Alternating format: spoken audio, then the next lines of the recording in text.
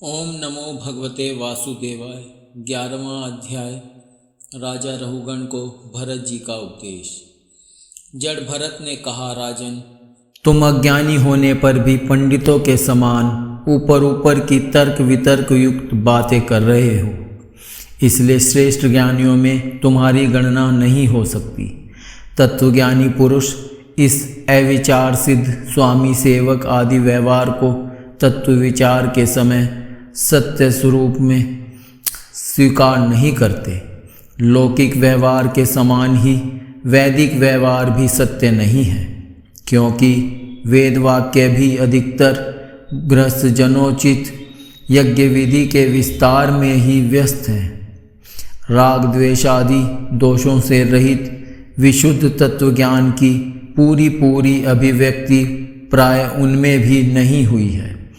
जिसे गृहस्थोचित यज्ञादि कर्मों से प्राप्त होने वाला स्वर्ग आदि सुख स्वप्न के समान है नहीं जान पड़ता, उसे तत्वज्ञान कराने में साक्षात उपनिषद वाक्य भी समर्थ नहीं है। जब तक मनुष्य का मन सत्व रज अथवा तमोगुण के वशीभूत रहता है, तब तक वह बिना किसी अंकुश के उसकी ज्ञानेंद्रिय और कर्मेंद्रियों से शुभाशुभ कर्म कराता रहता है। यह मन वासना में विषयासक्त गुणों से प्रेरित विकारी और भूत एवं इंद्रिय रूप 16 कलाओं में मुख्य है। यही भिन्न भिन्न नामों से देवता और मनुष्यादि रूप धारण करके शरीर रूप उपाधियों के भेद से जीव की उत्मत्ता और अधमता का कारण होता है। यह माया में मन संसार चक्र में छलने वाला है। यही अपनी देह के अभिमानी जीव से मिलकर उसे काल क्रम से प्राप्त हुए सुख दुख और इनसे व्यतिरिक्त मोहरूप अवश्यंभावी फलों की अभिव्यक्ति करता है। जब तक यह मन रहता है, तभी तक जागृत और स्वप्नावस्था का व्यवहार प्रकाशित होकर जीव का दृश्य बनता है। इसलिए पंडित जन मन को ही त्रिगुण में अधम संसार का और गुणातीत परमोत्कृष्ट मोक्षपद का कारण बताते हैं। विषयासक्त मन जीव को संसार संकट में डाल देता है। विषयहीन होने पर वही उसे शांतिमय मोक्षपद प्राप्त करा देता है। जिस प्रकार घी से भीगी हुई बत्ती को खाने वाले दीपक से तो धुएं वाली शिखा निकलती रहती है, और जब घी समाप्त हो जाता है तब वह अपने कारण अग्नि तत्व में लीन हो जाता है।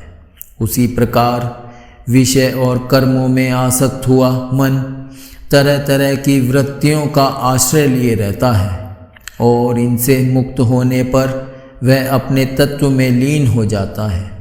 वीरवर 5 कर्मेंद्रिय, 5 ज्ञानेंद्रिय और 1 अहंकार, ये 11 मन की वृत्तियां हैं, तथा 5 प्रकार के कर्म, 5 तन्मात्र और 1 शरीर, ये 11 उनके आधारभूत विषय कहे जाते हैं। गंध, रूप, स्पर्श, रस और शब्द, ये 5 ज्ञानेंद्रियों के विषय हैं। मल त्याग, संभोग, गमन, भाषण और लेना देना आदि व्यापार, ये 5 कर्मेंद्रियों के विषय हैं। तथा शरीर को यह मेरा है इस प्रकार स्वीकार करना अहंकार का विषय है। कुछ लोग अहंकार को मन की 12वीं वृत्ति और उसके आश्रय शरीर को 12वां विषय मानते हैं। ये मन की 11 वृत्तियां द्रव्य, विषय, स्वभाव, आशय, संस्कार, कर्म और काल के द्वारा सैकड़ों, हजारों और करोड़ों भेदों में परिणत हो जाती है, किंतु इनकी सत्ता क्षेत्रज्ञ आत्मा की सत्ता से ही है, स्वतः या परस्पर मिलकर नहीं है। ऐसा होने पर भी मन से क्षेत्रज्ञ का कोई संबंध नहीं है। यह तो जीव की ही माया निर्मित उपाधि है। यह प्राय संसार बंधन में डालने वाले अविशुद्ध कर्मों में ही प्रवृत्त रहता है। इसकी उपर्युक्त वृत्तियाँ प्रवाह रूप से नित्य ही रहती हैं। जागृत और स्वप्न के समय वे प्रकट हो जाती हैं और सुषुप्ति में छिप जाती हैं। इन दोनों ही अवस्थाओं में क्षेत्रज्ञ जो विशुद्ध चिन्मात्र है, मन की इन वृत्तियों को साक्षी रूप से देखता रहता है।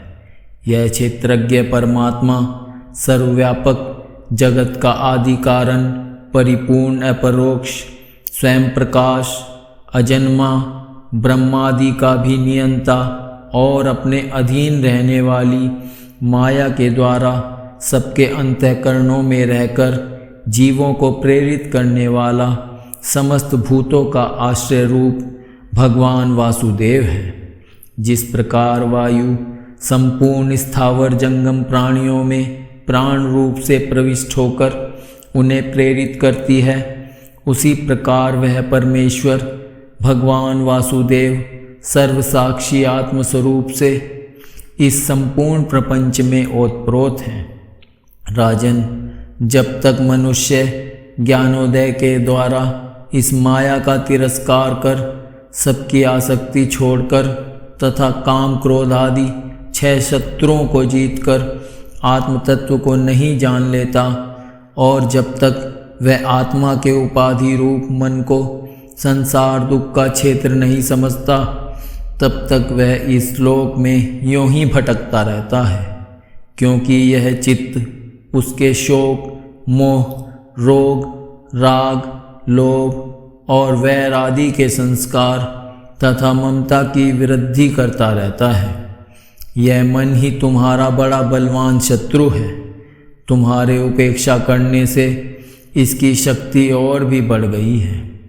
यह यद्यपि स्वयं तो सर्वथा मिथ्या है, तथापि इसने तुम्हारे आत्मस्वरूप को आच्छादित कर रखा है। इसलिए तुम सावधान होकर श्री गुरु और हरि के चरणों की उपासना के अस्त्र से इसे मार डालो।